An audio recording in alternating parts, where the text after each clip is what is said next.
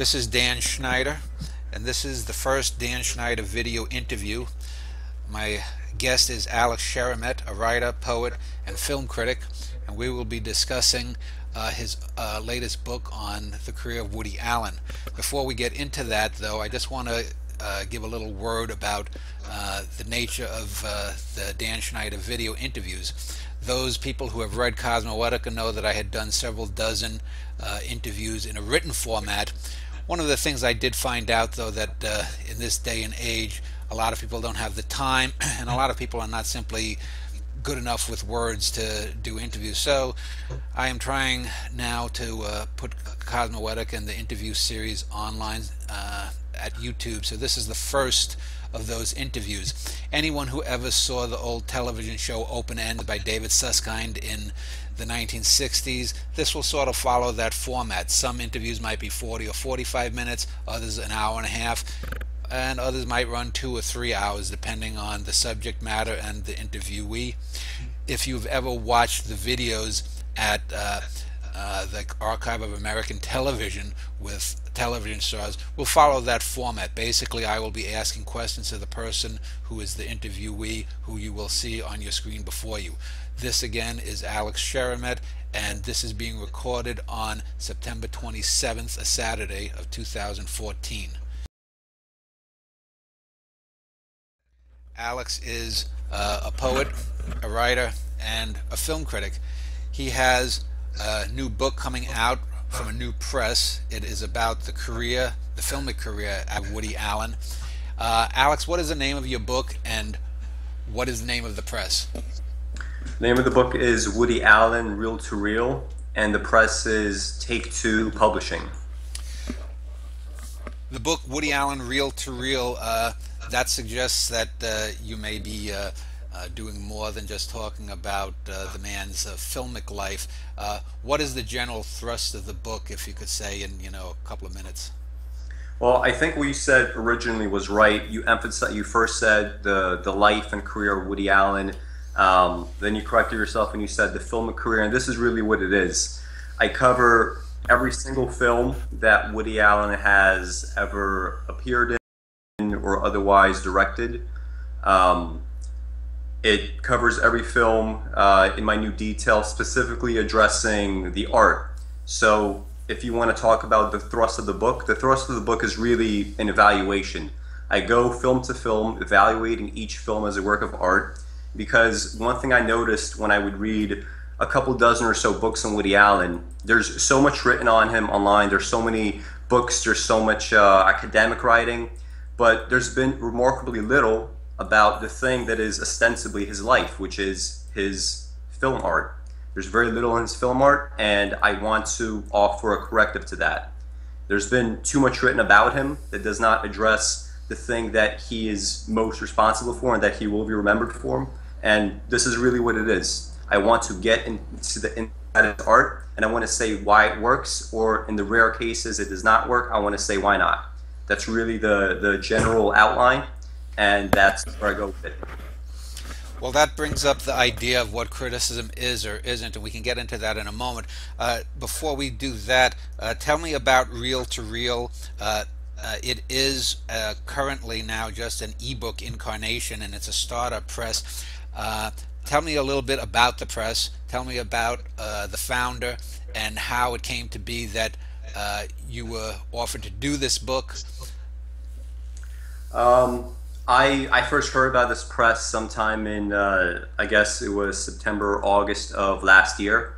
So John Przansky, who's the owner of the press, he decided to make this startup that would strictly be an ebook business. So at least at the beginning, it's beginning with film books, and it's attempting to reprint a lot of the material that you could find online. So these could be articles, blog posts, professional reviews, or whatever it may be.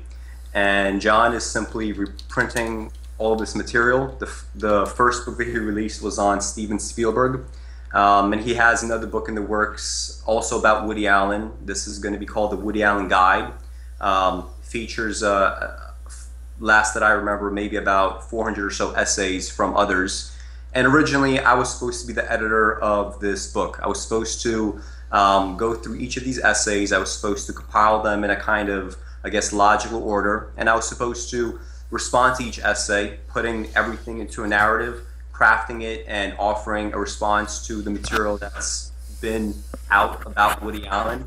But in the process of doing this, I went far beyond. Instead of merely crafting my own narrative, I really had my own book.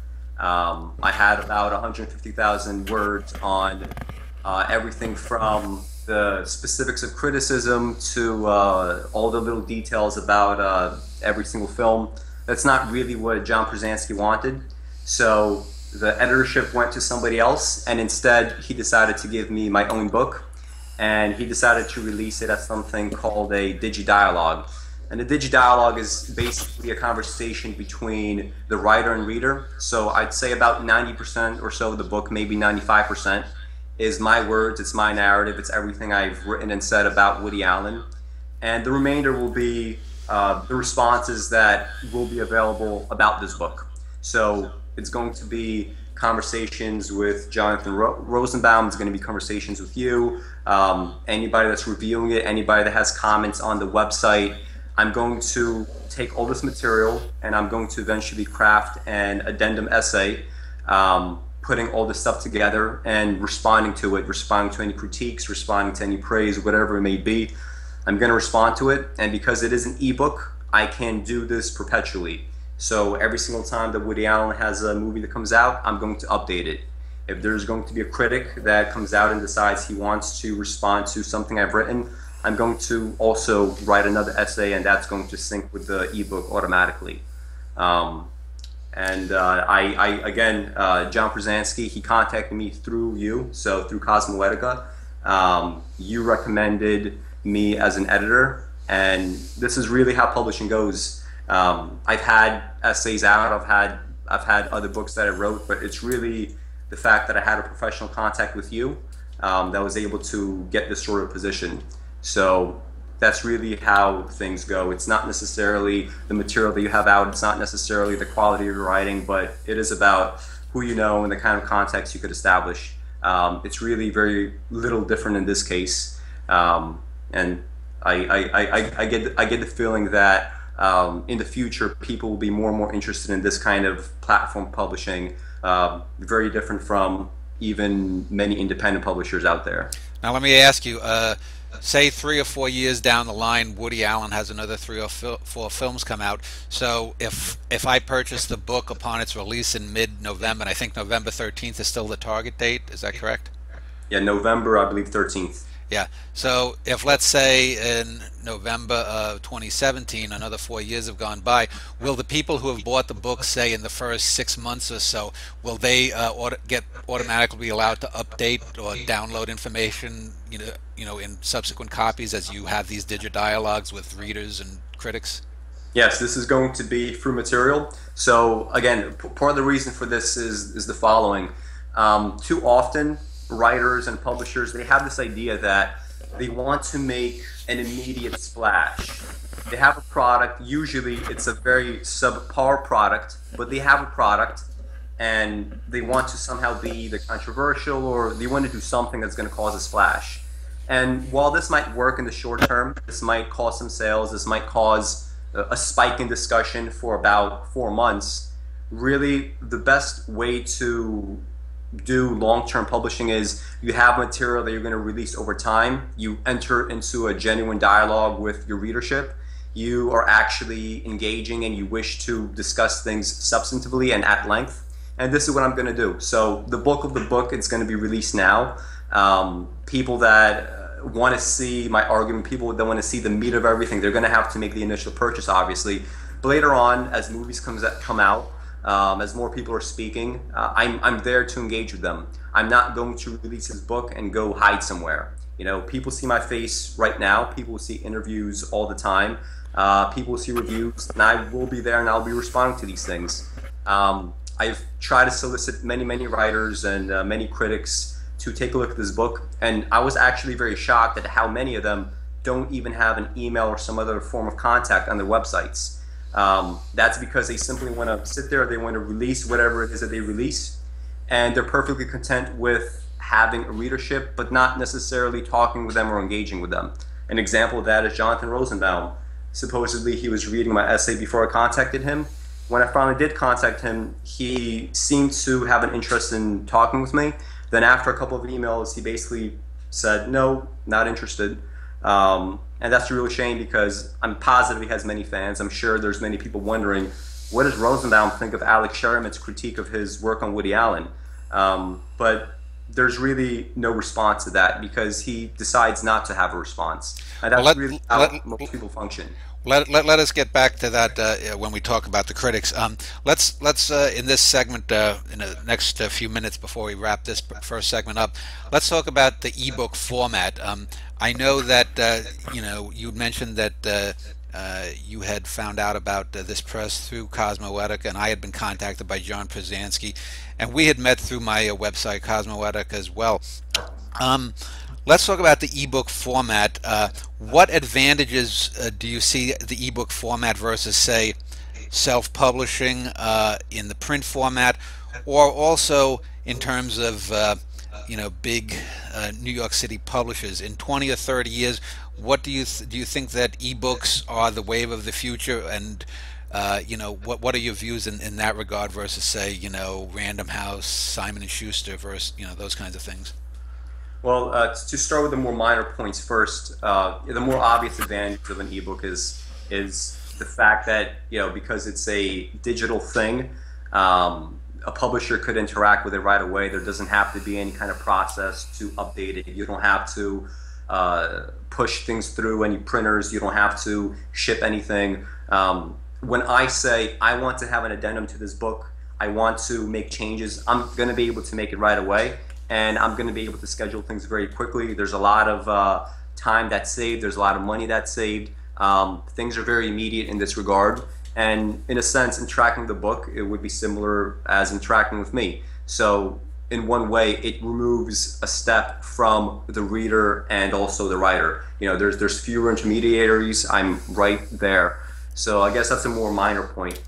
As far as the future goes, it's pretty obvious to anybody that is at least carefully thinking about such things, that although books might have their advantages in the short term, it's a technology that's not really going to stick it out for a long time. Perhaps in 20, 30, 40, 50 years from now, there will be books that might have an advantage to be physically printed, perhaps large glossy pages, maybe things that have some sort of tactile sensation that has maybe a more substantive impact on the reading of a book. But for the most part, people will have readers, not Kindles, not these readers are out right now that are just very primitive technology compared to what's going to be out there in the future. But people will have readers that will be very convenient, very fast, be very easy to take notes. It's going to be very easy to put this material that you're doing in the ebook on the internet. There's really no reason why books will continue to have some sort of longevity. They really won't. And eventually, when people really get fed up with the kind of publications that the big publishing houses are pushing, self-publishing will become a much bigger deal than it is. You'll probably have, instead of a few large publishers, dozens and dozens of big independent publishers. You're probably going to have hundreds of much smaller publishers that push things both to a niche audience and also in the more general sense. That's really what the model is going to be like a couple decades from now. So no, I don't think that print books have too much longevity left. Okay, let's end this segment, and when we get back for the next segment, we'll talk about the content within the book and Woody Allen's films and career. Okay, Alex, let us actually of your book. It is a long book. I think it's what, about 300,000 words? No, it's a. It is separated into a handful of chapters, mostly divided by the films, but you also talk about critics of Woody Allen as well as Allen's life and career outside of film, I believe, a little bit. So tell me why you structured the book in certain ways, what the titles of the sections are, and how that relates to the content that the titles and the structure involves. As you said, the book is organized very logically. I had a very particular thing in mind when I decided to order things in the way that I did. My biggest reason for separating his books into his movies into time periods and categories is too often when you read film criticism, specifically about Woody Allen, a lot of stuff gets conflated. So many people, for example, might assume that a comedy that he did in, the early 1970s or the late 60s would be equal to a great drama from the 80s. Or something else from the 90s, and that's not really the way that I view things. When it came time to look at his films, there is a very neat breakdown that begins with his early work. He's starting out as a filmmaker when he's pretty young. He only started doing more serious stuff in his 40s, which is a little late in life compared to artists in general. But he starts with comedies. So the first chapter deals with that. It deals with all the material that he did up until Annie Hall. And that's because although these are really great comedies as far as comedies go, and I'd consider them probably the apex of comedy, even when compared to, I guess, more classical stuff by Chaplin or the Marx Brothers, I really consider Woody Allen to be at the apex of this form, and he's pretty much the latest and maybe best manifestation of comedy in the last few decades. However, that said, drama and other genres that are kind of more mixed than simply drama or comedy or whatnot, his dramas really take the medium to a completely different level. We're not merely having movies any longer that are gag-driven, that are dependent upon jokes, that are dependent upon little intonations in the voices to make somebody laugh.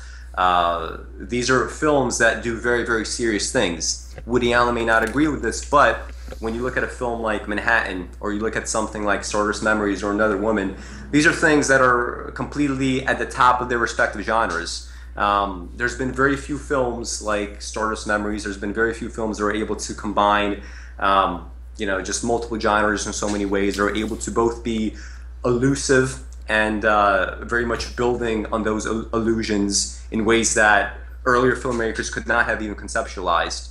Then there's pure dramas like Another Woman that are also at the top of the genre. And to me, this period probably ended with 1992's Husbands and Wives. And after Husbands and Wives, this being probably his last truly great film, there's a period of experimentation. There's things that Woody Allen did from the 90s and into the early 2000s that, even if they're not always 100% successful, they did very, very interesting things, very differently from other filmmakers, and more importantly, very differently from the way that Woody Allen has done these things earlier. So he revisited a lot of comedies in this time, but he did it in a way very differently than he did in the 60s and the 70s and whatnot. And he's somebody that, when you look at his entire body of work, he's very much always willing to challenge himself, and he wants to grow. Very few of his films have been failures in this time period, although it's very common to say that films like Deconstruction Harry are terrible, or Celebrity is a bad film. I don't think this is true. Even his worst films have a number of really wonderful moments that probably should be talked about. Well, Alex, let's talk about the films in a little bit. Other than the sections that divide his films up chronologically into periods, what are the other sections of the book other than the film sections? Okay, so besides the film section, I have a pretty long section on 6 critics that have in some way engaged with Woody Allen, and the 6 are Roger Ebert. I have James Berardinelli. I have you. I have Pauline Kael, I have Jonathan Rosenbaum, and finally I have Ray Carney. And you basically have them divided into the pros and cons, with Ebert, Berardinelli, and me as the pro Woody faction, and the other three as sort of the con Woody faction, right? Yeah, except, if I say pro or con, I think on the pro side, on the con side, I think it's very clear that, these are critics that are very, very against Woody Allen. On the pro side, though, because the positions are far more nuanced, you can't simply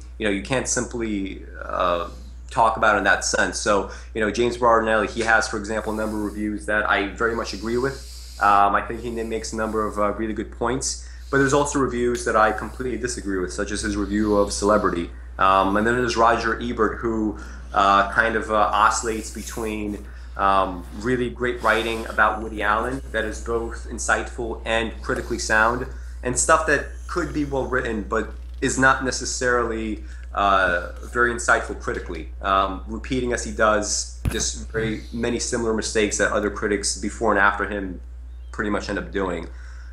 So the first three critics, they are pro in the sense that they recognize Woody Allen as a great filmmaker, and they're willing to say what works and what doesn't. It's not merely a bunch of people ass-kissing Woody Allen. It's people that are taking his stuff seriously and responding to it in that way.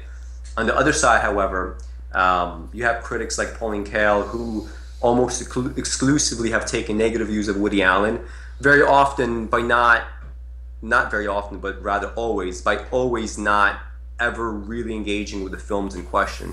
So in her reviews, for example, of Stardust Memories or Interiors, she gets so caught up on, Woody Allen's Jewish identity or whatever else that she might think up in her head, and she very rarely starts to talk about the films themselves. Sometimes she spends paragraphs and paragraphs diddling away at something that is completely irrelevant before she even begins to talk about the film in question.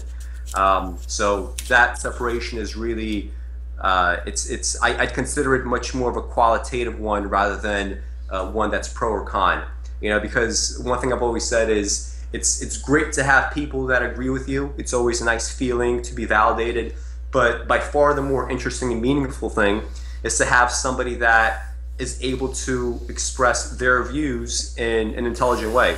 So agreement is nice, but it's much better to have a unique view, even if it's wrong, as long as it's presented in a way that's meaningful, that's intelligent, and that makes you think about things. That's really the bottom line. That's how the world works, and that's how things progress. And let us get back to the critics in a moment. What is other than the films and then the critics section? What other sections are there in the book?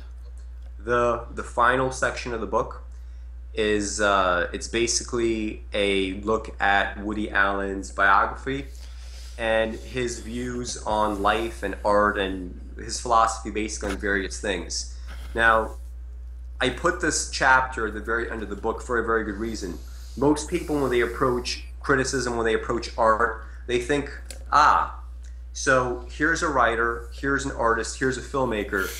The main way that I'm going to be able to engage with his work is if I get to know his biography, if I get to know his personal viewpoint on things. And that's clearly the wrong way to approach things, because very often artists are very wrong, not only about their own work, but also about the works of others. Their biographies often have very little to do with what really ends up on screen, because content does not necessarily imply quality, quality does not necessarily imply content. So for a very specific reason, knowing that it might confuse people a little bit, I decided to put this chapter at the very end when I engage with Woody Allen. And it shows that despite the fact that I consider his films to be really, really great material, and despite the fact that very often I think he has a very mature outlook on things, he's definitely said things about his art and others' art that is either untrue or silly or just beyond any reason I could think why somebody might possibly say such a thing. So that chapter is at the very end for a very specific reason, and I think the more that criticism goes in this kind of direction, away from context and more towards zooming in on the work itself, the better that art will be in the long run, because people won't be as confused about what makes art art and what makes everything else, because it's a separate entity, and that's what it is. Yeah, what we'll do is we'll talk about film criticism in our next segment specifically, and also some of the film critics, and then we'll go back to some of the opinions about Woody Allen's films. So in our next section we'll do that.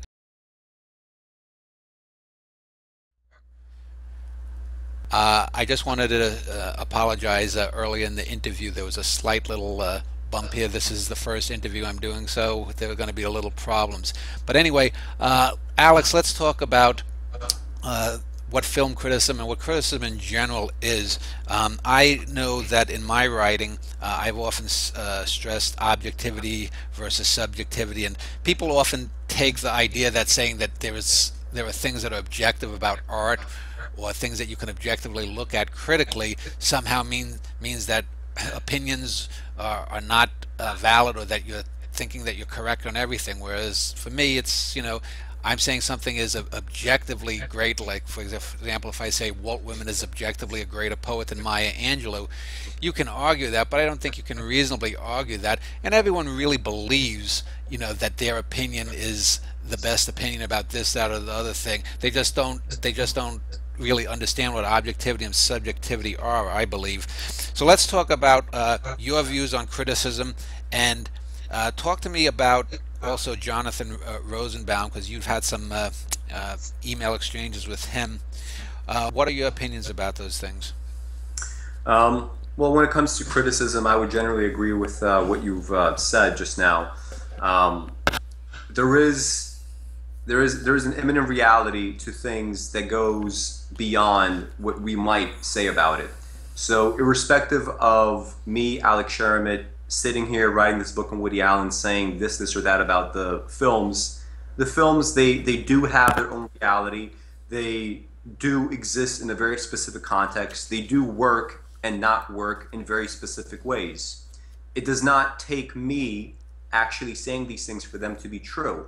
It's true that there are people out there that could articulate such things better than others, but the articulation itself does not change the reality of the works. And I think this is a thing that people have a lot of difficulty with.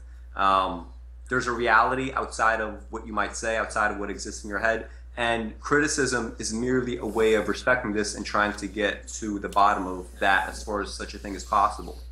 As far as subjectivity in criticism, yes, there will always be opinions. Yes, there will always be disagreements about things. But just like with anything in life, there's room for legitimate disagreements, and there's also completely illegitimate agreement or disagreement. So in the example that you gave, it's a legitimate claim to make that that Walt Whitman is a greater poet than Maya Angelou. There's very few people, not today, but perhaps 50 years from now, that would ever argue otherwise. That said, if you, for example, take the best 20 or 30 poems of Walt Whitman, and then you try to decide which one of his individual poems is the best, that's where opinion comes in. Opinion is really a matter of deciding between things that at least have some level of similarity. It's not deciding between two things that are so polar that agreement on such a thing just becomes completely immaterial. It just completely contradicts reality.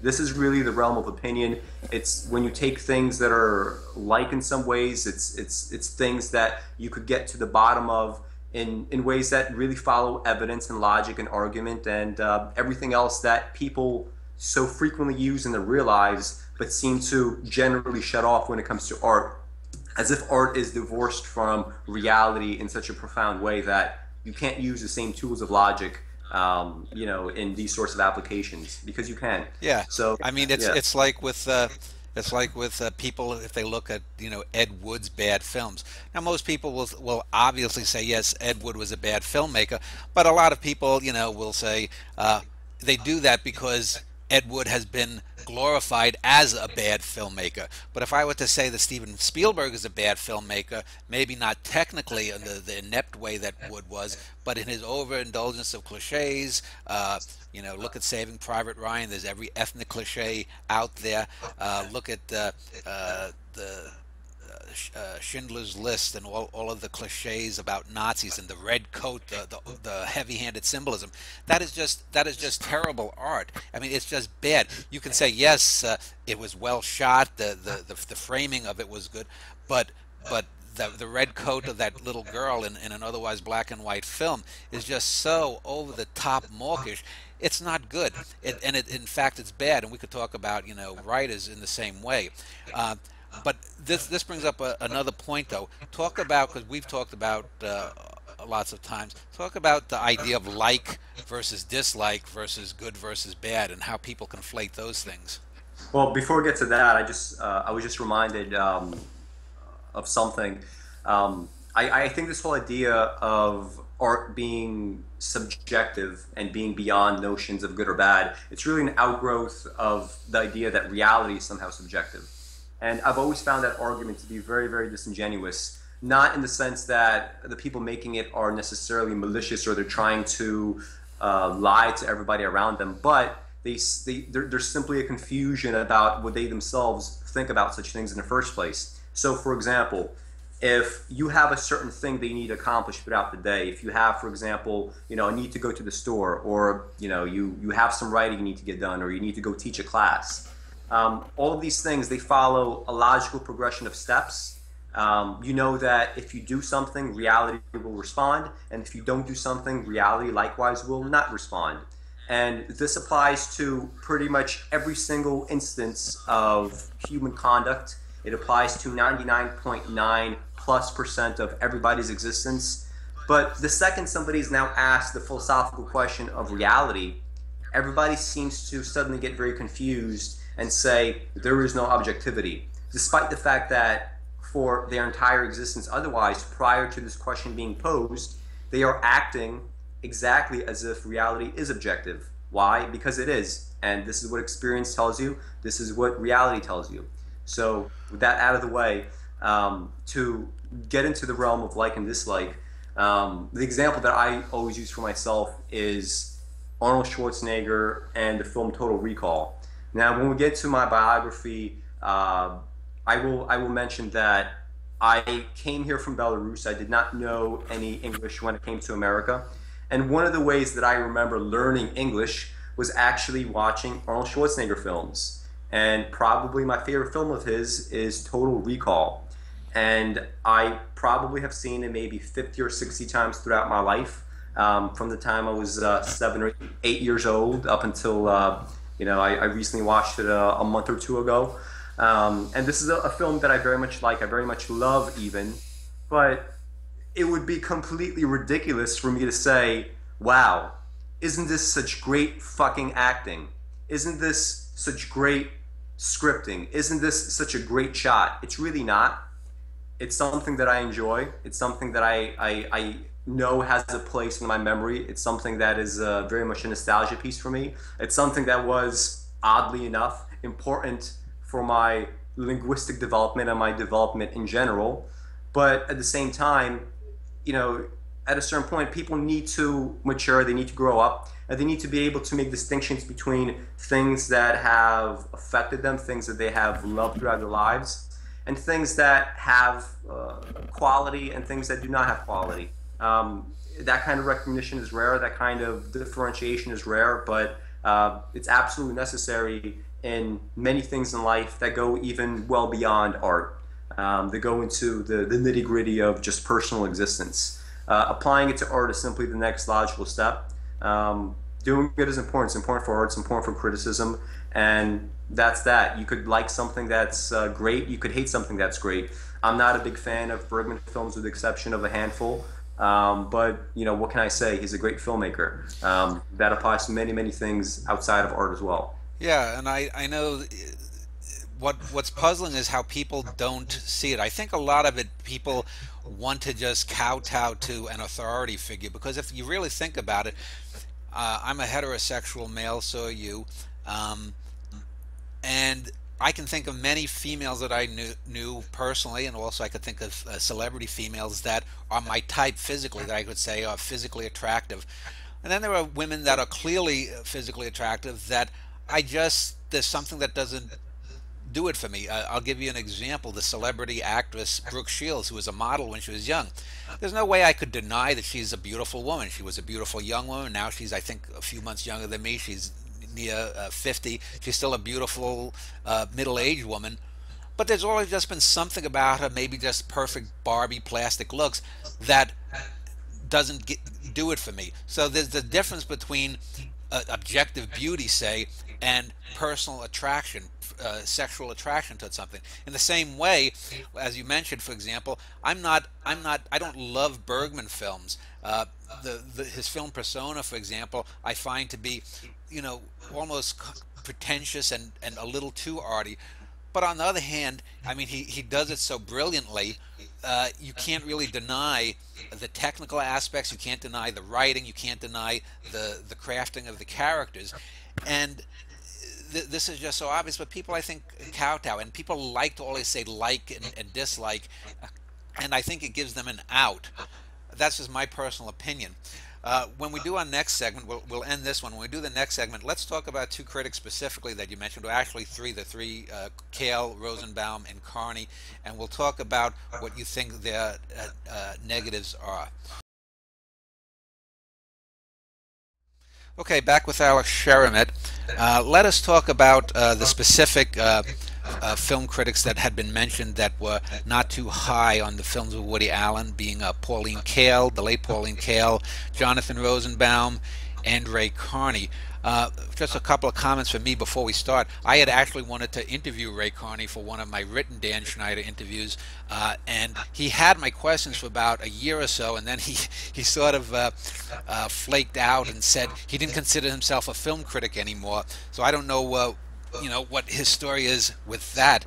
But let's start with Rosenbaum and Kael, because to me they're sort of very similar critics in that both of them, I would say, they all write these maybe 4 or 5 paragraph at the most reviews, sometimes even shorter than that. They tend to be snarky. They tend to put their own personal biases into something, whether it's political, religious, or whatnot. With Woody Allen or otherwise, I remember there was a website I read all of Kael's reviews, and they were generally abysmal. But the thing with them is it reminded me of the poet and poetry critic Randall Jarrell, who, in writing about the poetry of Donald Hall, I think gave literally a one-word dismissal back in the early 50s when he was reviewing a Sylvia Plath book as well, and he said, "Donald Hall, why?" And he said it was something like that. It was one word or one sentence, and it was pithy. It was a great snark dismissal, and Donald Hall is one of poetry's most dull and bad poets of the last half century. But it was really unfair to Hall too, because if you're going to really rip a guy, you have to sink your teeth in it. And I think Kael and Rosenbaum practice that Randall Jarrell kind of snark. So tell me about these two critics, their similarities, any slight dissimilarities Rosenbaum and Kael have, and your opinions on them. Well, I started as far as I guess qualitatively. When it came to the critics chapter, those that I would put on the qualitatively bad side of criticism, Pauline Kael kind of kicked things off, and she doesn't only have 4 or 5 paragraph reviews. In fact, a lot of her reviews of Woody Allen films are in fact just very, very long. The problem, though, unlike with Rosenbaum, is not so much the length.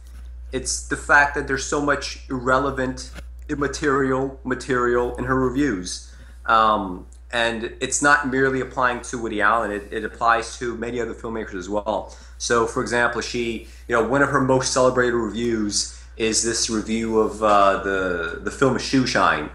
And I thought, well, perhaps when she got older in life, she just kind of fell off and she just wrote poorly. So I decided to look this review up, as well as many others from this time period. And to my shock, in this review, she merely does a kind of proto-blog post where she talks about going into the movie theater, where she talks about crying, where she talks about her personal relationship issues, I guess, with some guy that she must have broken up with or whatever. And never does she discuss the film at all. Maybe there's 3 or 4 sentences in that 2-page review about the film, but for these 2 pages, she's discussing her own feelings, she's discussing the reactions of other members of the audience. And it's like, if you're going to be paid to be a professional reviewer, and if you really believe that these films are so great, as she claimed Shoeshine was, then you owe it, at the very least, to be able to say why. Not only to yourself, out of having respect for yourself and respect for your own opinions, and being able to say that, hey, I'm able to actually back up what I say, but also respect for your audience. She did not show that in that review, and she certainly does not show that either to Woody Allen or her readership in her subsequent reviews about Woody Allen. I remember, for example, in her review of The Purple Rose of Cairo, one of her negative critiques was that it was so brown, and it was so drab, and it was so orangey, and it was so this, and it was so that, when in fact, in reality, the colors of the Great Depression, if you look at, I guess, tabletops or shower curtains, they were really checkered, they were really bright, they were really orange, they were really all these things that the film wasn't. And yes, factually, she may be correct in her assertion, but this has remarkably little to do with the film. Because if you look at a film like The Purple Rose of Cairo, Woody Allen is taking the mythology of the Great Depression as it exists in the imagination of pretty much every living human being, excepting perhaps Pauline Kael, but as it exists in everybody's mind, and he's responding to that. Perhaps the tablecloths were checkered in the 1920s and the 30s and the 40s and the 50s, but it's completely irrelevant to the fact that this is not the way that this reality is being interpreted. So here's the mythology that he's using for his own ends, and he goes deeper than that. And the fact that instead of really focusing on those kinds of issues, she would really decide to go for such a minute little thing, it shows a mind that is too caught up on geeky little details and trying to sound smart.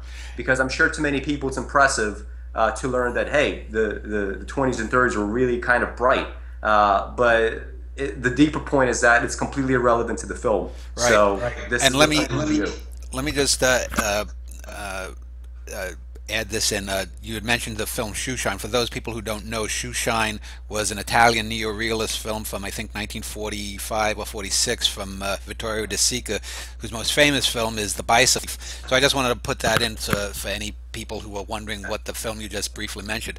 Now, let's flip the switch over to Rosenbaum. How is Rosenbaum similar in a negative sense to Kael, and how is he different? Well, Rosenbaum, Kael, I guess the main difference between them is really a stylistic one. So Kael, she tends to go on longer than not in some of her bigger pieces. Rosenbaum's reviews, they can often devolve to a mere 4 or 5 sentence dismissal or 4 or 5 sentence praise, or whatever it may be. His style is very academic. He uses a lot of jargon. Big word throwing arounding, as I call it. Lots of big words, lots of just academic talk. Kael, on the one hand, she at least tries to have a style. She tries to be pithy. She tries to be creative in her word choices. It really falls flat. She's really terrible at it. But the fact is, there's this ambition. For Rosenbaum, though, the main ambition is to appear a certain way. It's to have, I guess, a certain relationship with other academic types and people that are drawn to such a thing. As far as their insights into things, there's very little difference. Do you think that Rosenbaum is sort of a descendant of the Cahiers du Cinema French criticism crowd of Godard and those people from the French New Wave? He would be, for many different reasons. One of the commonalities between the two is the fact that he, like Kael, he does not really respond to the film in question. So he has a certain ideology, he has a certain political belief, he has a certain philosophical belief, he has different assertions that he must make, he has an ethical system that he must satisfy. And because of these things, if a film does not necessarily fit into this worldview, it gets dismissed. Now, to me, he denied this to me, but if you look at his reviews, this is very clear. I pointed this out in my book. I'm not going to go into detail about that, but he's very much a descendant of this style of film criticism, and unsurprisingly, he is a very big fan of the critics and the filmmakers associated with that period. I mean, he goes on at length. I remember praising the film King Lear, or he praises a film like Breathless. And again, it's very little to do with the film itself, but he is a fan. He wants this to be known. It fits into whatever system that he has set up. And that's that. So, having said that, I would say one of the differences on a positive side in Rosenbaum's favor is I've listened to a few of, I think he's done a handful of DVD commentaries, and I think Rosenbaum is a pretty good film historian in terms of knowing the behind the scenes kind of stuff, and he can fill in the blanks about, you know, how this film was produced and whatnot. His criticism, I don't, like you said, I don't think you can even fairly call him a critic. As we know, criticism in one of the emails exchanges that you have, I remember, you know, he was talking about thinking criticism. He quoted Manny Farber or whatnot, and we can talk about that in a second. To me, Rosenbaum, though, at least has an understanding of film, and to me, a genuine like. It seemed Kael almost disdained film as beneath her, so on Rosenbaum's favor, I would put that. I mentioned the Manny Farber quote. What was the quote that Rosenbaum had taken from his filmic critical hero Farber? Do you remember that? Yeah, it was something along the lines of that. On the one hand, so Farber begins the quote saying something like, criticism needs to stop simply being evaluative. But then Farber goes on to say that he does not want to hear about what a critic likes or dislikes. So immediately there's this conflation with, on the one hand, evaluation and like and dislike on the other. That's a very poor conflation. You know, it establishes very much a straw man of what the argument really ought to be. Like and dislike is a completely different realm from true evaluation. Evaluation is being able to look at something and discuss it for what it is. A like or dislike is a personal reaction to, you know, some elements within, or perhaps the totality, that is not necessarily evaluative at all.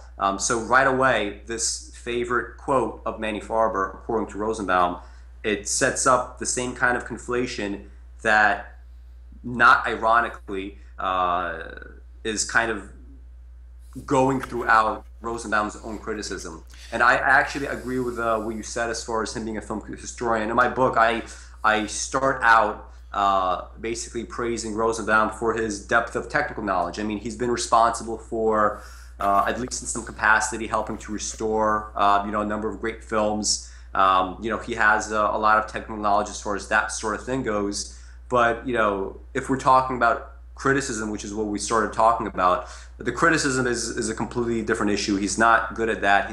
He doesn't really know what he's talking about. He confuses himself. He says things in one place and he contradicts himself completely in another space. Sometimes he might do it within the very same sentence. But yeah, technically his sound as far as that goes. But, you know, as far as my book, though, I'm focusing on the criticism, and he bills himself as a critic. He's known as a critic, and that's really what it is. Alex, we'll talk in our next segment just briefly about Ray Carney, the third of those critics. It reminds me, when I think of Rosenbaum, he's one of these people, when we talk about objectivity and subjectivity, that will doggedly argue for subjectivity.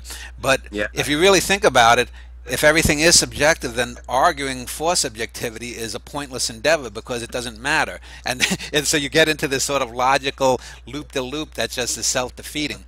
But anyway, we'll come back and we'll talk about Ray Carney in the next segment.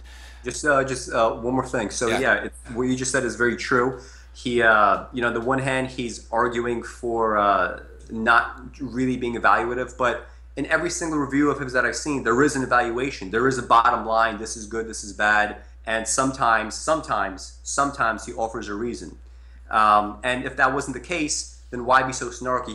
He could have such a snarky dismissal of Woody Allen or some other filmmaker, but if really what you're saying is not valid, if it cannot really be good or bad, why have such an emotional attachment to it that you become actually snarky about it? So that's a contradiction in himself, and this is something he didn't really recognize, and I asked him about it. He said he didn't want to respond, so we'll leave it at that. Okay. Here we are again with Alex Sheremet, and I wanted to just talk about the final critic, Ray Carney, on the con side, and I guess I'm going to end up short shrifting the pro people, Ebert, Berardinelli, and me. But Ray Carney is an interesting case. As I mentioned, I was going to interview him, but he sort of bailed on me and flaked out on me, saying he was no longer can consider himself a critic. And speaking of film historians, he's had the issues with John Cassavetes and Cassavetes' widow Jenna Rollins about I forget which film of it. He has a non-copy. I think it's Shadows. Shadows, yeah, a non-copyrighted a version of it. But tell me your opinion in brief about Carney and how Carney is different or similar to both Kael and Rosenbaum. Well, with Carney, I think compared to Kael and Rosenbaum, on the plus side, he's definitely done a lot more positive. I mean, he's been responsible partly, I guess, for some of the popularity of John Cassavetes. I think he's done some very sound, technical, scholarly work. I believe his book with the interviews with John Cassavetes. I mean, this is something that has taken probably hundreds and hundreds of hours just to compile the materials. So he has, I think, a very good scholarly approach when it comes to the details of film, probably even better than Rosenbaum and Kael. She's not even academic in that sense, but Carney has done some positive things, and he's also had some very good, intelligent attacks on the Hollywood machine. He's said some interesting things about how films are made and the kind of cliches that they're forced to do, the problems with Hollywood as a whole, and there's very little to argue with that. So on the one hand, those are the positives. On the negative, beyond being a film scholar, which is I think what he's best at, he is also a film critic. And although he's criticized many other critics for using jargon or for having like ugly, bad language, even his critical books on John Cassavetes, they're often filled with sentences that are no different than any other academic writing that I've ever come across. In fact, I remember coming across one paragraph in his criticism of John Cassavetes in which I had to reread it 10 times, and I just thought, how could somebody possibly write something that sounds so ugly, so unmusicked, so lacking in rhythm, and so on and so forth. So I think he's guilty of some of the same errors that he sees in others. Now, the reason why he appears in the book is he's also been a detractor of Woody Allen. I believe his essay only covers Woody Allen films up until either the early or the late 90s. So I'm not sure of his opinions of later work, but he's been dismissive of almost everything that Woody Allen has done. And he's done it in a way that, although he's trying to say something new, he's very much recapping and repeating what others have written or thought of the films. So for example, he looks at a film like Manhattan and he very much takes that at face value. He sees there's no black people. He sees there's no trash in the streets. He sees a superficially romantic ending. He sees the romance of the city, and he very much takes it at face value. He doesn't see that there's a very strong implicit critique that Woody Allen is making of all the characters within. The Isaac character, he's not some hero. In many ways, he's a piece of shit. But to not see that and to only see the romance, it means that you're being stuck on the same illusions that most viewers have merely swallowed, and the same illusions that Woody Allen's criticizing. And I think that speaks to a lack of a critical ability on his part. It reminds me of when I used to run a poetry group up in the Twin Cities where I lived for about a dozen years, the Uptown Poetry Group. When I would try to criticize a poem, I would never try to Schneiderize it. I would never try to put my biases. If someone brought in a poem, let's say I'm not religious, if someone brought in a poem in praise of Jesus Christ and God and redemption and this whatnot, I would try to make that the best poem, whether it's in a John Bunyan or a Gerard Manley Hopkins kind of way. Whereas a lot of critics, like the three that we mentioned, will always find anything that would say be pro-Christian negative.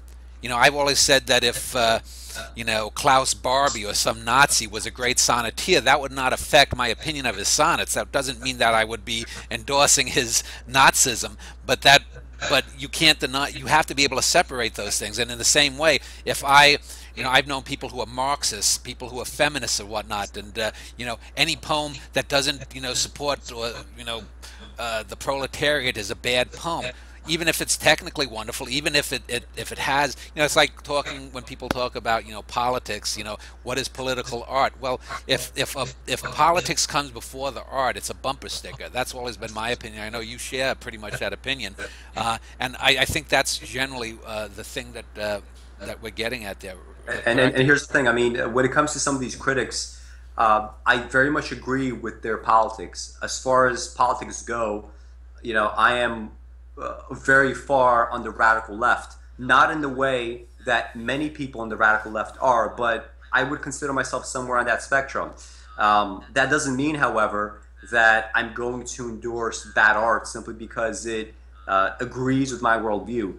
That is just such a self-absorbed, idiotic way of approaching the world. Well, yeah, I'd much rather be friends with a very interesting and intelligent Christian fundamentalist than an atheist that might have the same opinions that I do, but does not know the proper way of actually reaching those opinions. Right. And you know, when I think of, like, there's a great poet named Kenneth Patchen who wrote some of the greatest monologues of the 20th century poetically. He was a diehard leftist, and I'm not a Marxist or a leftist in that sense, but I can appreciate that just the way I can appreciate Countee Cullen's you know, pro-Christian poems.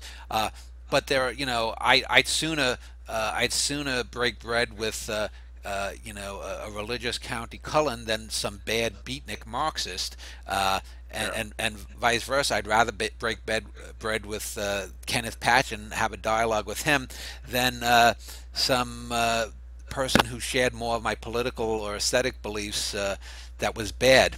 But anyway, let's wrap up with the critics here. In our next section, we will talk more on the Woody Allen film specifically. Let me just mention, you mentioned Countee Cullen, that actually that resonates with me because I first became interested in the arts through Countee Cullen. I remember when I was 16, and at that point I had already become an atheist. I came across a book of poems from the Harlem Renaissance, and Countee Cullen's heritage was there. And despite the fact that I was at that point very, very hostile to religion, and in fact almost wore it like a slogan all over my body and my words and my demeanor, I remember reading that poem, and I remember just feeling how absolutely moved I was, and how, you know, in a sense there was no turning back after reading such a thing. And this is despite the fact that I might have complete disagreement with some of his argument. It's completely irrelevant. You know, things move beyond issues of agreement, and it takes some level of maturity to get beyond this kind of very silly dichotomy. And, you know, it's not done often enough, but again, this is how the world moves. This is what the world needs. Okay.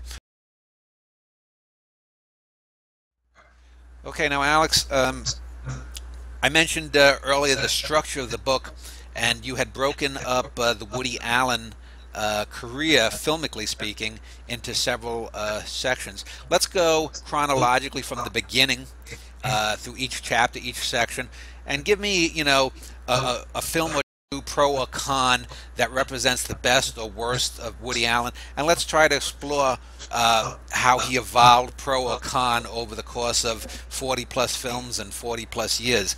So what is the first chapter that deals with the films on Allen called, and what years does it encompass? It's called the Early Funny Ones, and that goes from Stardust Memories, yeah. the Stardust Memories quote. You know, Yeah. It goes from 1965 to what is it, 1974? So 1975. yeah, It's pre-Annie Hall basically. yeah. And from this period again, I consider these comedies to be somewhere at the apex of comedy. You know, you could make arguments for things like it's a mad world, or you could look at Marx Brothers and Chaplin. But I think as far as really mature comedy, Woody Allen very much took it to a new level, a new direction. So of this time period, I'd say probably the most successful one. It's going to be a toss-up between Sleeper and Love and Death. I will probably go more towards Love and Death than Sleeper. The thing that makes Love and Death so good is kind of the way that he reuses a lot of classical tropes, a lot of classical literature, and these are things and materials that he himself is very much a fan of. I mean, Woody Allen has often talked about how much he was influenced by Dostoevsky and other Russian writers, but he's able to step back from this and very much make fun of it. It's loose in the sense that his other comedies are, but as far as the number of jokes, it probably has the greatest number of jokes. If you're gonna time it and you're gonna go by minute, it probably has the greatest number. I wouldn't say that his comedies are necessarily so deep that you're going to extract all this rich philosophy from it, but he does enough of making fun of I guess older society and contemporary society. He takes ideas that people would really value, and he's unafraid to skewer them. And this really is kind of the essence of some of the best comedy. He does it remarkably well with this film. I'd probably put it at the top of the list in that time period. Now let me ask you: in the early funny ones, do you also include the non-Woody directed films like Casino Royale and What's New Pussycat? Are they in there, or are they in a separate section? Well, because he was responsible for a good portion of films like What's New Pussycat, I decided to put that in the front. So it's part of the first chapter. But as far as director-only efforts, I'm gonna accept What's New Pussycat. You know, if I were to ask, from that time period, the worst film that he was in, that might be it. But as far as the director-only films, maybe it's Everything You've Always Wanted to Know About Sex But Were Afraid to Ask. Probably because it's so loose that after a while, some of the sketches they mesh, but they mesh in a way where different sketches are at pretty different levels of quality. So maybe it's kind of this control unit where a man is about to have sex with a woman. That's probably the best sketch. But then there are pieces that, they might be funny, they might give a few laughs, but they don't necessarily do as good of a job as having something a little bit deeper or having the same number of laughs. Okay, so Alex, let's just pause here for a moment, and we'll come back and talk about the next section. Okay, let us move on to what I've always termed Woody's golden age. I forget what your title is in the book, and I wanted to talk about three of the films from sort of that 1977 to 92 15-year period that I think have basically been underappreciated. And the first one is 1980 Stardust Memories. The second one is, I believe it's 86 or 87 Radio Days, and then 1988's Another Woman. Those three films are not as famous, not as well known, not as lauded as Annie Hall, Manhattan, Crimes and Misdemeanors, and probably not even as lauded as Purple Rose of Cairo. So let's focus on those three films. Stardust Memories. Tell me about that film historically, and what works and what doesn't work. Well, Stardust Memories is a film that, upon release, I wouldn't say that it was necessarily critically panned, but there were many critics that came out. They assumed that Woody Allen was talking about his own fans or his own critics through the character of Sandy Bates. They assumed that Sandy Bates was a mere stand-in. They assumed that, in general, this was Woody Allen's way of basically being a snark.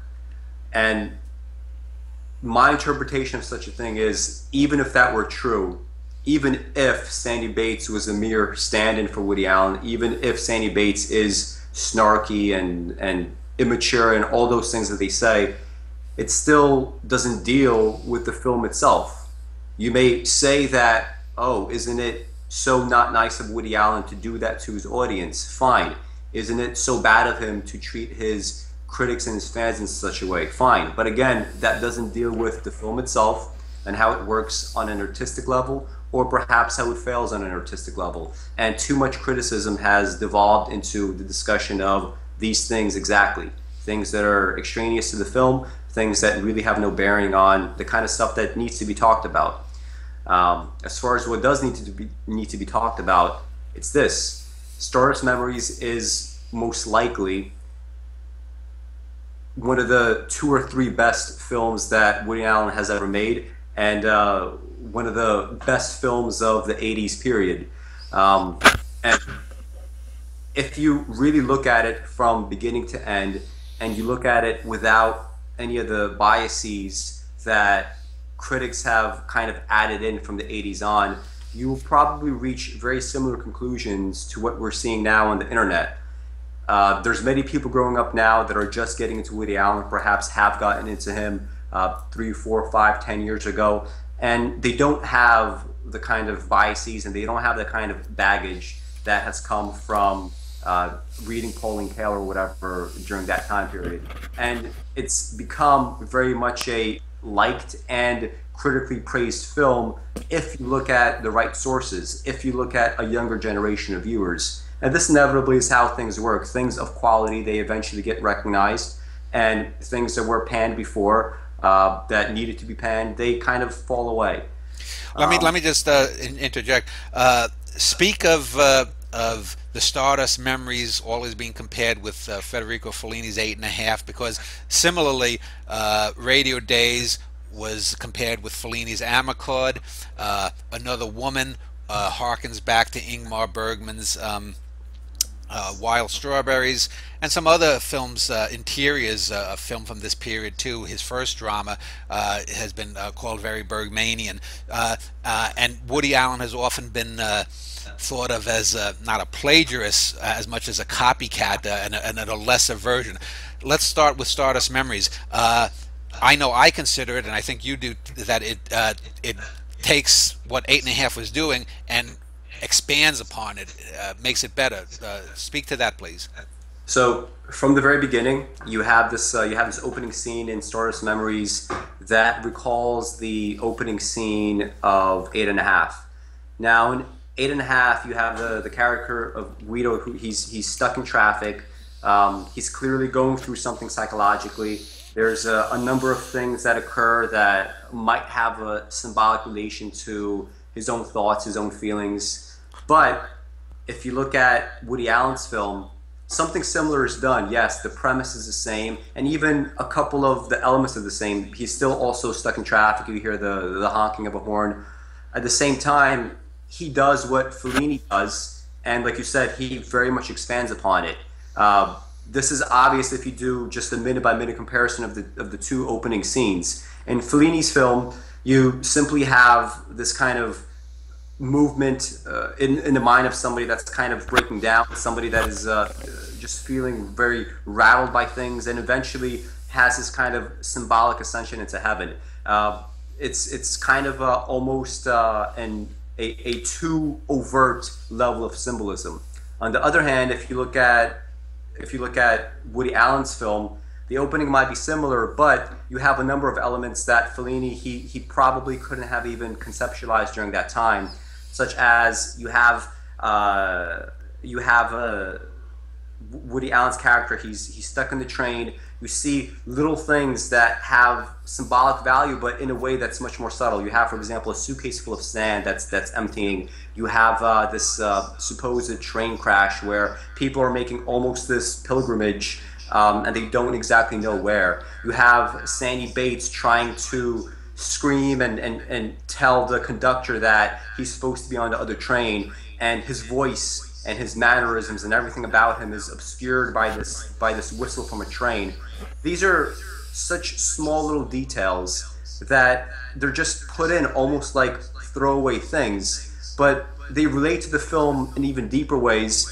And the fact that it's merely 90 minutes or 91 or 92 minutes or whatever, it takes similar symbolism, and it does so in a far more structured, in a far tighter narrative that does things beyond, for example, Guido's mind. Because I feel like with 8.5, it is very much stuck in the mind of a narcissist. It's stuck in the mind of perhaps a potential sociopath. And if you simply have a film for 2.5 hours long that is so interior and bloated in that sense, it's simply not going to compare to something that is far more structured and does a similar sort of thing, but expands upon it from within in a way that 8.5 simply does not. Yeah, I know the Woody film. You know, I always look at 8.5 and think back to La Dolce Vita, which I would probably think is as close to maybe the greatest film, because there's, whether it's you look at it as a musical, whether you look at it as a drama, a comedy, a social commentary, the acting, the writing, etc. It's probably, to me, I would make an argument it's one of the greatest, if not the greatest film. And 8.5 to me falls short of that film. But Woody's film is even shorter, and it actually, I think, does a lot more. For example, if you look at the relationship with women, and this isn't from a political perspective, but the relationship with women is just so over the top, just so silly, and he beats it to death with the scene with the fat woman on the beach, with the women that he tries to bed, the whip and the togas. Whereas if you look at the Sandy Bates character, he has the French woman, then there's Dory, the nut job, and there's that brilliant scene where she's stagger cut when he visits her in the asylum. There's the young girl that he meets, who's like the lesbian or the bisexual that he's with when he encounters the aliens. And so to me, it's a far tighter film, far deeper film, and yet people get so stuck on the superficial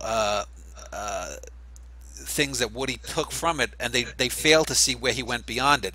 Now let's talk a film like Radio Days. To me, Radio Days is his best overall pure comedy. It's the deepest and richest one, but that also harkens back to a Fellini film. Can you talk a little bit about Radio Days versus Fellini's Amarcord? These are two films that I don't remember the length of Amarcord, but I think it's not too far from the length of Radio Days. Yeah. Both are similar in structure. They go through a series of memories that are just sort of combined over time.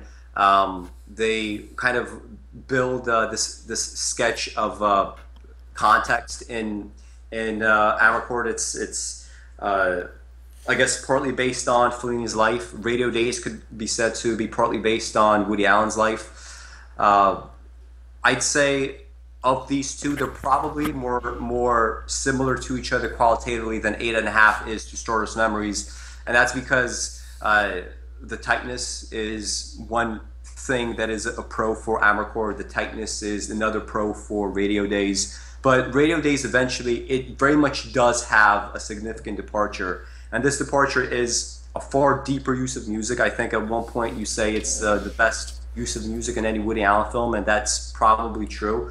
It establishes a context in a way that, although you know watching it, it's not really how things were. It really does end up mimicking how memory functions.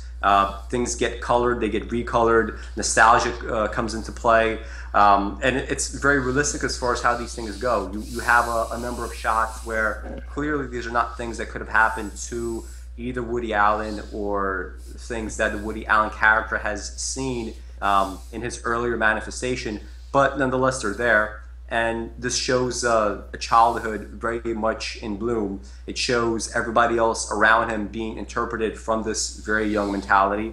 And ultimately, it makes a deeper comment on things that go beyond the film, which is it has a comment on art, it has a comment on longevity, it has a comment on how time functions within the psyche and in the long term, I guess, within history. So in that sense, I'd say it's a little bit deeper than Amarcord. I wouldn't say that it's such a significant leap as Stardust Memories is from 8.5, but it's a similar premise in the sense that he takes a blueprint and he expands upon it in a way that Fellini probably at that point could not have conceptualized. And that's really how, in the long term, art works. You have blueprints, you have prototypes, and eventually you have those that take these prototypes, take these blueprints, and expand upon them. That's how things go. Let's take a little pause here, and when we get back, we'll just speak on one other Woody film from this period, Another Woman. And for those of you who think that we may be short shrifting some of the other great Woody films from this era, you can read Alex's purchase and read Alex's book that's coming out shortly in only about a month or so, month and a half from this recording. These are great, some great films, but I wanted to focus on some of these underappreciated films. When we get back, we'll focus on one that I think is probably the most underappreciated. So we'll be back in a second. Let us focus on Another Woman. This is a 1988 film. What I think is probably Woody Allen's most overlooked film. We talked about Stardust Memories, and that got a lot of vitriol, so that's fairly well known for that reason. And another film, 1978's Interiors, is often overlooked because it was Woody Allen's first drama, but that also got pretty much critically panned. Another Woman was a 1988 drama. It was, I think, the third full drama that Woody did. It starred Jenna Rollins as a college professor turning 50 and her crumbling marriage and her crumbling state of affairs. And for anyone, since we mentioned John Cassavetes early, Jenna Rollins is the widow, the wife of John Cassavetes, the great American filmmaker. But I think her best role is in this film, not in any of her husband's work. And she did do some great stuff. Opening Night is great. She's most lauded probably for A Woman Under the Influence. A Woman Under the Influence, right? Yeah. But I think this blows it away, and I think it's 88 minutes. It's a tight drama. It's soul searching. It's poetic. It uses actual poetry, Rilke's poetry. But before we get into it, one of the little controversies about the film is, the opening music introducing the film from the piano gymnopedes of Eric Satie. Now, the film itself says it's the third gymnopede. You have said it's the first one. I've seen online that some people have said it's the first. Others have said it's the third. It's amazing to me that Woody would have screwed up so badly in which gymnopede it was, since he's so particular about music. Just before we get into the actual film, is there any story behind that, or what? Because it was also used in the great 1980 film by Louis Malle, My Dinner with Andre.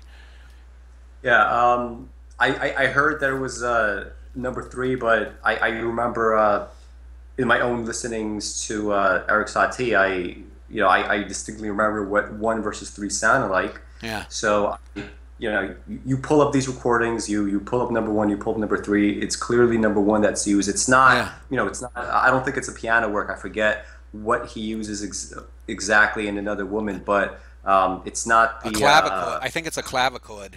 But I know. Yeah, my Satie CD says number 1 too, but then I've seen online people have uploaded onto not YouTube or whatever it is, and some have it as number 3, some have it as number 1. So it's just an odd little thing that Woody, who's so good on music, would have made an error like that.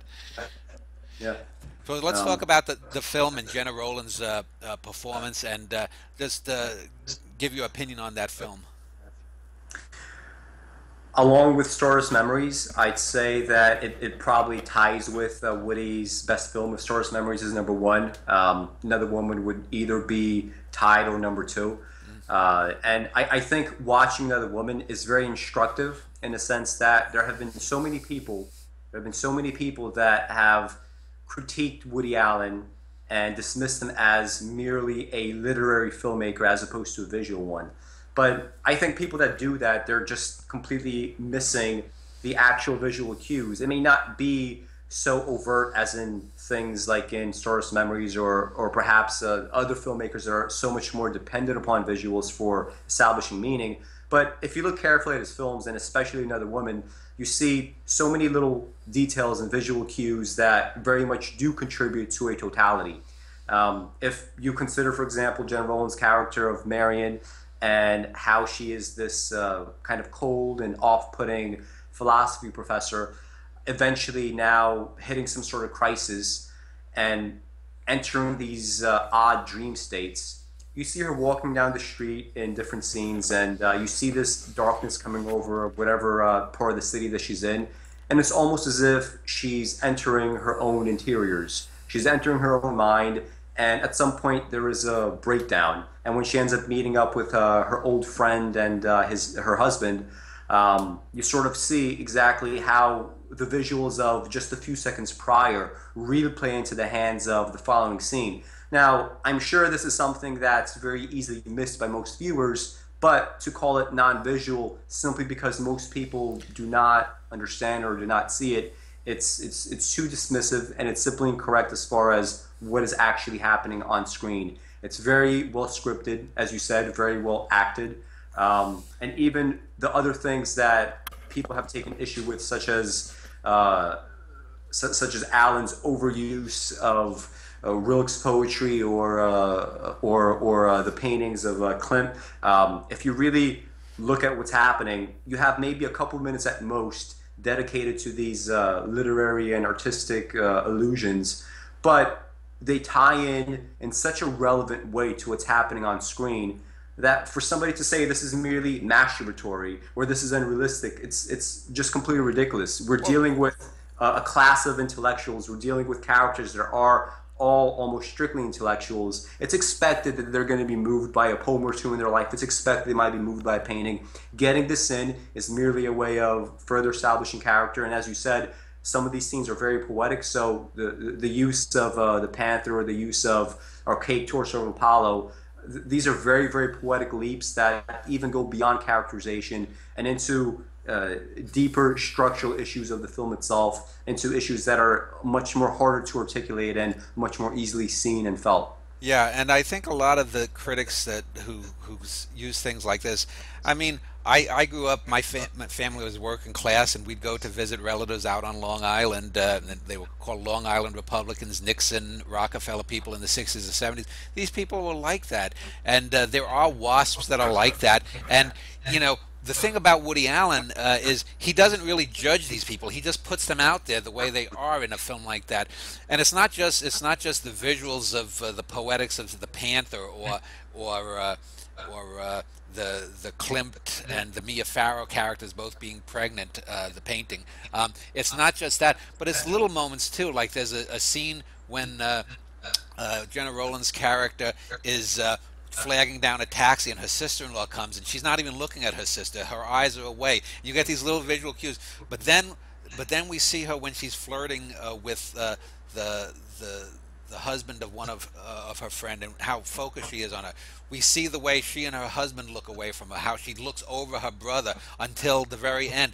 And there are these little things. They're not only sort of like, you know, film school techniques, but they are really human little moments, and these are in all of his best films that he does that. And so you know, and he's had a lot of good cinematographers. I'm sure some of them have suggested some of these, the Gordon Willises and the Sven Nyquists and whatnot, but yeah, I find a lot of that kind of flimsy. Let me just give you the final word here in another minute or two. Just give me a brief summation of why you think it's a great film. It's a great film precisely for what we already talked about. It has great acting. It has great little human moments. There's a small but really great use of music through Satie. You know, sometimes you could look at music and you could say that it's perhaps a lesser art, but really when it's incorporated into something even more substantive, you really see how it could truly deepen a thing. So great scripting, great acting, really great visuals. If you are paying attention, these are really great visuals. And again, in about, 95 minutes, this is an exploration of relationships in a very mature and adult way. This is really what many people are like. It doesn't matter if people say, no, there's no human beings like this. The fact is there are. I've met them, you've known them, you see them all over the place. You go to the Upper West Side, you see that too. It's simply a very human treatment of a subject that ordinarily gets ignored because there's just not enough mature adult cinema out there. And this is a film that does it really, really well. And when I've shown it to people that I know that are not really into film and therefore do not know the critical discussion surrounding Another Woman, they all uniformly come away thinking, wow, what a great fucking film. And then afterwards, when I inform them that it's been critically panned, they wonder what the hell could possibly be said about it, you know, in the negative. So essentially, if you look at this thing without biases, if you approach it anew, if you approach it as every art should be, which is, you know, from the ground up, you will see it for what it is. And I think in general, people come away with this opinion now. And just like with Stardust Memories and Radio Days, these are films that might have been ignored in their time, but if you look at the discussions from fans today, they are not looking at these old criticisms. They are not looking at, you know, old history 30 plus years ago. They are looking at what is happening now, and then all they have now are their current interpretations. Okay. Let's end it there, and when we get back, we'll talk about the last couple of decades of Woody cinema.